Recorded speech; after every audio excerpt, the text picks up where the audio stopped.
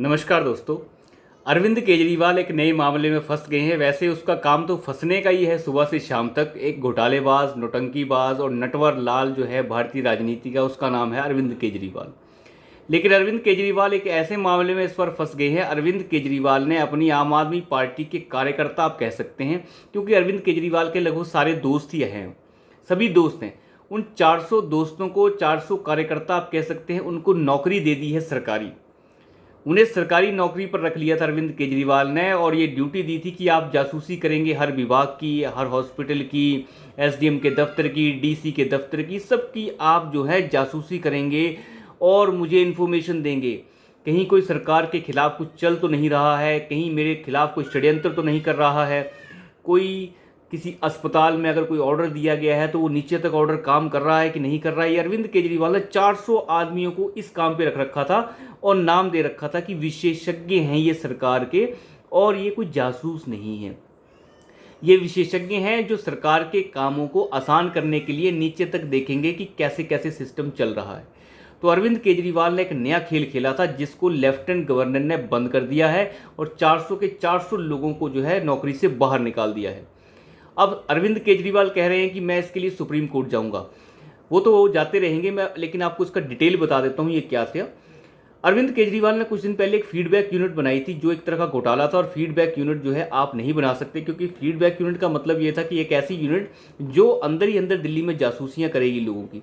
तो इसके ऊपर आपत्ति जताई गई थी और बाद में स्पेशली कांग्रेस ने इसके ऊपर बहुत आपत्ति जताई थी, बाद में बीजेपी ने जताई, और ये सारा का सारा मामला फिर बाद में इन्वेस्टिगेशन के अंडर आ गया, जो अभी इन्वेस्टिगेशन इसकी चल रही है। और केजरीवाल इसमें बुरे फंसे हुए हैं, क्योंकि दिल्ली जैसे एक अर्ध राज्य का मुख्यमंत्री अपनी इन्वेस्टिगेशन सिस्टम बना रहा है और अपनी इन्वेस्टिगेशन एजेंसीज बना रहा है एक तरह की। तो ये इस तरीके की बात हो जाती है।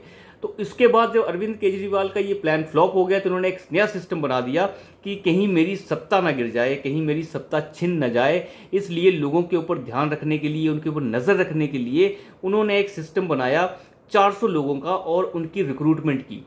हालांकि ये जो जॉब उन्होंने निकाले हैं इसमें डिस्क्रिप्शन मेंशन नहीं था कि ये किस तरीके की जॉब है और उनका क्या क्या काम होगा।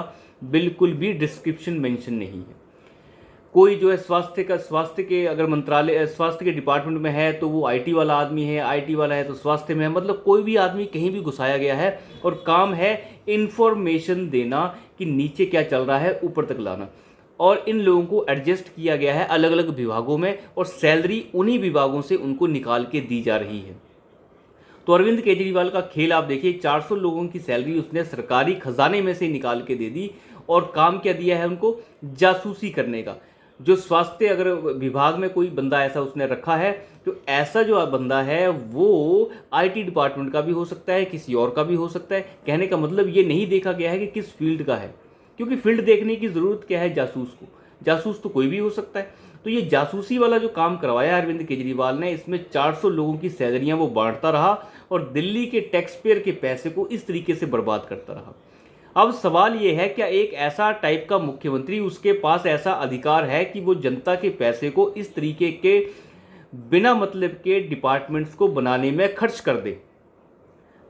फीडबैक यूनिट बनाए, जासूसी करवाए, ये करवाए, ये क्या मुख्यमंत्री के काम है? आपको फीडबैक लेना है, आप डायरेक्ट जनता के मैसेजेस से फीडबैक ले सकते हैं। लेकिन आपने 400 आदमी रिक्रूट कर दिए, वो 400 आदमी किस तरीके से काम करेंगे, क्या करेंगे, कुछ नहीं पता है। उनकी रिक्रूटमेंट आपने कैसे जारी की गई या फिर उनको आपने कैसे नौकरी पे रखा, आप ये तो बताइए।